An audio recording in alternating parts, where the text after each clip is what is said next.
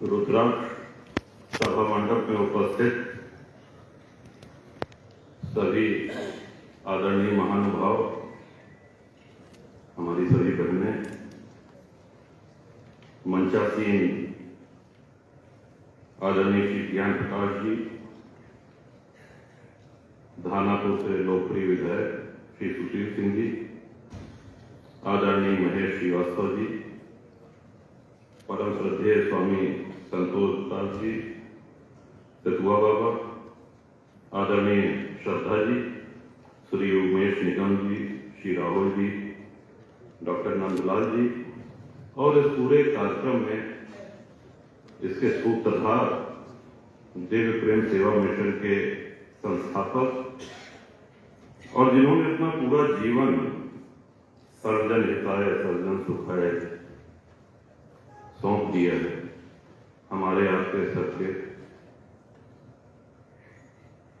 प्रिय शुभचिंतक आदरणीय श्री आशीष जी, आप सभी लोगों को इस सभा मंडप में देव प्रेम सेवा मिशन के सभी समर्पित नमस्कार करता हूं।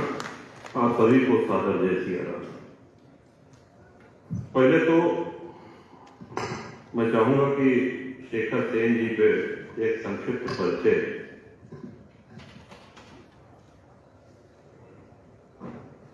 सूरदास जी, तुलसीदास जी, स्वामी विवेकानंद, संत कबीर, इन पे एकल नाट्य आदरणीय श्री शेखर सेन जी द्वारा किया जाता है और इतनी भावपूर्ण प्रस्तुति होती है, कोई रिकॉर्डेड आवाज नहीं होती है, इतनी उनकी स्मरण शक्ति है, इतनी मेधा है कि एक एक संवाद उनको कंठस्थ है और उस संवाद में कहीं व्यतिक्रम न आए, कहीं कोई दिक्कत न हो, बीच में उसमें विघ्न न पड़े।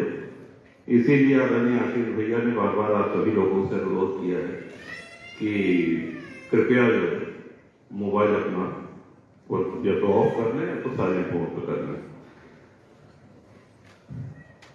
महापुरुषों के जीवन से और महापुरुषों के कृतित्व से, उनके व्यक्तित्व से हमारा देश सदियों से प्रेरणा लेता है।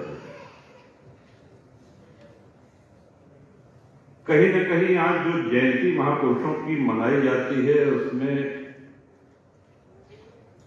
कई बार ऐसा देखा जाता है कि कहीं राजनीति या कहीं स्वार्थ या कहीं स्वयं का महिमा मंडन, ऐसा कुछ आशय होता है और महापुरुषों को हम वर्ष में एक ही बार याद करते हैं, अखबार में छप जाए, टीवी पे आ जाए, बहुत बड़ी बात है। हमने अपने कर्तव्यों की इसी कर ली।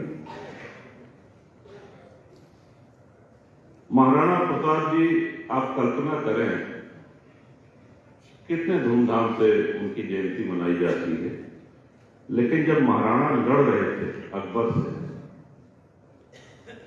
तो राजस्थान की जितनी भी रियासतें थी वो महाराणा के खिलाफ अकबर के साथ कंधे से कंधा मिला करके हल्दी घाटी की लड़ाई में लड़ रही थी। वो उन राजाओं की सेना उसमें भी सम्मिलित थी जब चित्तौड़ में जौहर हुआ। हमको अपना इतिहास बार बार पढ़ना चाहिए और इतिहास इसलिए भी पढ़ना चाहिए क्योंकि ऐतिहासिक भूल जो हमारे पूर्वज ही कहेंगे, पूर्वजों ने की है, उसको हम दोहराएंगे। अगर विश्व के इतिहास से देखा जाए तो जितना अधिक नरसंहार हिंदुओं का हुआ धर्म के नाम पर, उतना किसी सभ्यता में, किसी राष्ट्र में नहीं हुआ।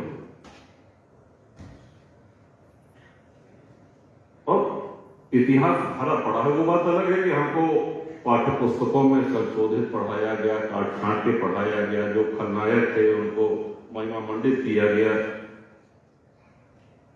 जो हमारे वास्तविक नायक थे उनका इतिहास में कहीं कोई चर्चा नहीं। अब सुनते हैं कि पाठ्य पुस्तकें बदली जा रही हैं। अभी आप लोगों ने भी देखा होगा कि उत्तर प्रदेश के पाठ्यक्रम से मुगल इतिहास हटाया गया है। इसमें दो लोगों के विचार हैं कि या तो वो हटाया जाए या वो जैसे थे वैसा पढ़ाया जाए। कितने आतताई थे। हटाने से ज्यादा बेहतर मेरे सुझाव में तो ये होता कि उन्होंने जो क्रूरताएं की सनातन धर्म के विरुद्ध, जो भारत का लूट की है, वो पढ़ाया जाना चाहिए। अच्छा, विडंबना क्या है सबसे बड़ी, इस पर हम सभी लोग चिंतन करें। देखें, अभी बहुत उत्तेजक बोलने की आवश्यकता इसलिए नहीं कि बहुत उत्तेजक बोलने और क्षणिक आप लोग ताली बजा दें और वो भूल जाएं, नहीं। इस पे हम सभी लोगों को चिंतन करना चाहिए और आने वाली पीढ़ी, हमारी जो नौनिहाल पीढ़ी है, उठते बैठते उनको संस्कारों का बीजारोपण करना, ये हमारा आपका दायित्व है। जैसा कि अभी आदरणीय आशीष भैया ने कहा, जब हम अपने बच्चों को अपने सनातन हिंदू धर्म की शिक्षा ही नहीं देंगे तो उनको बहक जाना बहुत स्वाभाविक है। क्योंकि अंग्रेजों के द्वारा जो हमारी बुद्धि में जो मढ़ दिया गया है, जो जड़ दिया गया है, हम ये मान बैठे हैं कि अगर हमको उन्नत दिखना है, अगर हमको विकसित दिखना है, मॉडर्न दिखना है, तो जैसे अंग्रेज करते थे वैसे ही हमको भी करना चाहिए। हमको भी मेज कुर्सी पे ही भोजन करना चाहिए, छुरी कांटा चम्मच से ही करना चाहिए, हाथ से भोजन करना, इस तरह की कई चीजें शताब्दियों तक हमारे अंदर, हमारे प्राचीन गुरुकुल, हमारे प्राचीन शिक्षण संस्थान योजनाबद्ध ढंग से बंद करके और अपनी शिक्षा प्रणाली उन्होंने लागू करके आज हम लोगों को इस हालत में पहुंचा दिया है कि हम में से अधिकांश को, इस सभा मंडल की बात नहीं कर रहे हैं, लेकिन हम में से अधिकांश को यह अनुभूति होती है कि हम तभी आधुनिक माने जाएंगे जब हम पश्चिम का अंधा अनुकरण करेंगे, अंधा अनुकरण करेंगे। विश्व में अनेक देश हैं और उन अनेक देशों में अनेक धर्मावलंबी रहते हैं,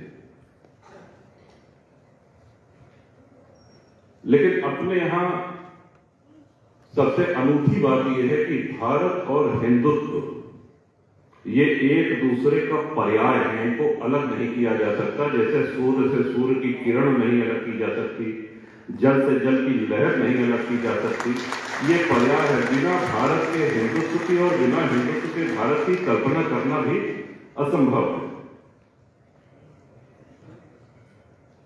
और ऐसा नहीं है कि इतिहास में जो रक्त रंजित इतिहास भारत का रहा है, जहां हम हमारे पूर्वज कटे हैं, हमारे यहाँ बलिदान दिया है, आज स्थितियां बहुत भिन्न नहीं है।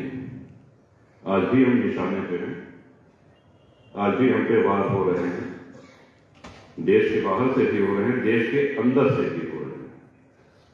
और देश के अंदर से जो हमला हो रहा है सनातन पे, हमारे इलाके, हम सभी लोग उससे अवगत हैं, उसमें बहुत से विस्तार से जाने की आवश्यकता नहीं। लेकिन एक निवेदन आपसे करेंगे, देखिए, हिंदू धर्म एकमात्र विश्व का ऐसा धर्म है जहां साक्षात ब्रह्म ने अवतार लिया। भगवान श्री राम, भगवान श्री कृष्ण, साक्षात ब्रह्म ने अवतार लिया। बाकी आप किसी भी धर्म को देख लें, वहां पे मैसेंजर आए हैं, संदेशवाहक आए हैं, पैगाम लेके आने वाले पैगंबर आए हैं, लेकिन साक्षात ब्रह्म अपने भक्तों के वशीभूत होकर के और एक आदर्श जीवन शैली सिखाने के लिए अगर कहीं आए हैं तो वो हमारा सनातन हिंदू धर्म है। और एक संकेत अपने प्रभु से हम सब लोगों को ले लेना चाहिए, जो कि हमारे यहाँ पे सबके लिए अपरिहार्य भी है, अति आवश्यक भी है। भगवान श्री राम ने राजपाट छोड़ दिया, सारा वैभव यश छोड़ दिया, सुख सुविधाएं छोड़ दी वनवास जाने के लिए, लेकिन धनुष बाण नहीं छोड़ा।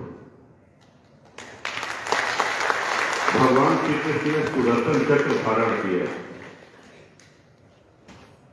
भगवान श्री शिव ने, महादेव ने कभी त्रिशूल नहीं छोड़ा।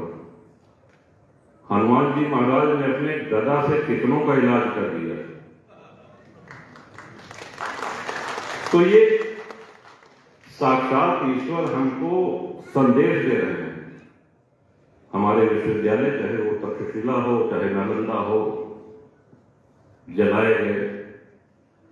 सदैव के लिए वो विद्या समाप्त हो गई जो पुस्तकें 3-3, 4-4 महीने तक चलती रही। छोटे छोटे लुटेरों के गिरोह हुआ करके और पदाक्रांत करते रहे और हम उसका प्रतिकार नहीं कर पाए। ये हमारे लिए बहुत लज्जा की बात है, बहुत शर्म की बात है।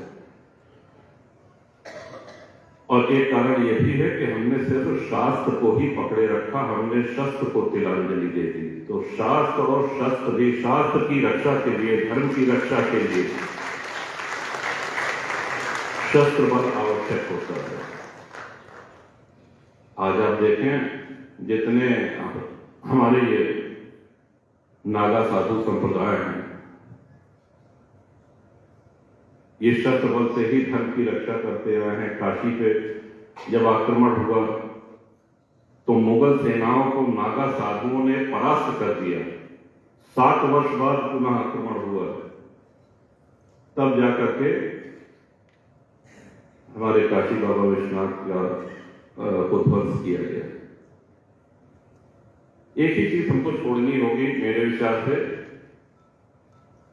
अपनी तटस्थता, अपनी कायरता, अपनी उदासीनता, इसका हमको सदैव के लिए त्याग करना होगा।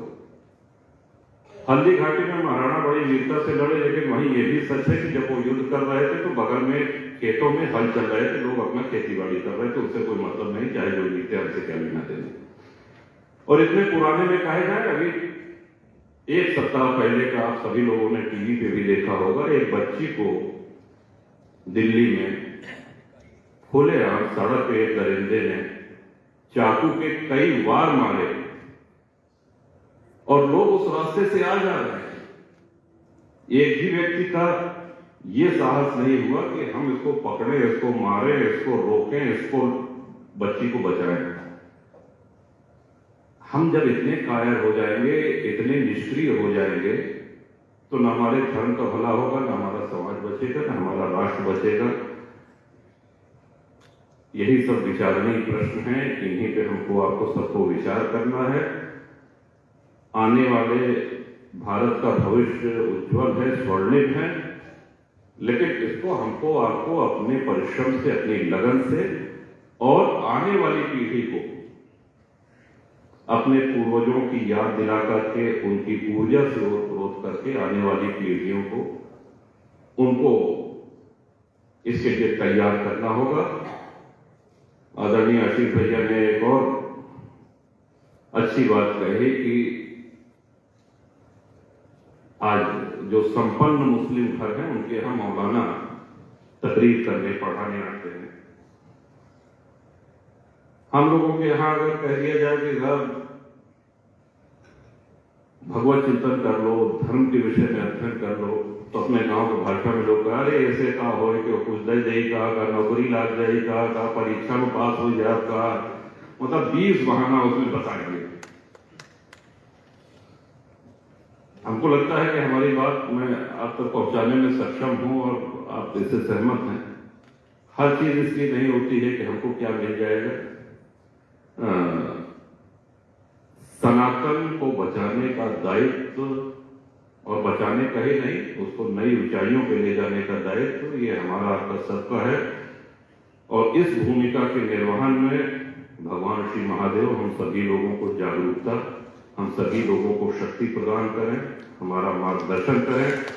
यही विनती है, यही प्रार्थना है। एक बार पुनः आए हुए हमारे महानुभाव, हमारी सभी बहनें, देवपेड़ सेवा मिशन के सभी परिवार के सदस्य, आप सभी लोगों का बहुत बहुत अभिवादन। जय सिया राम, हर हर महादेव।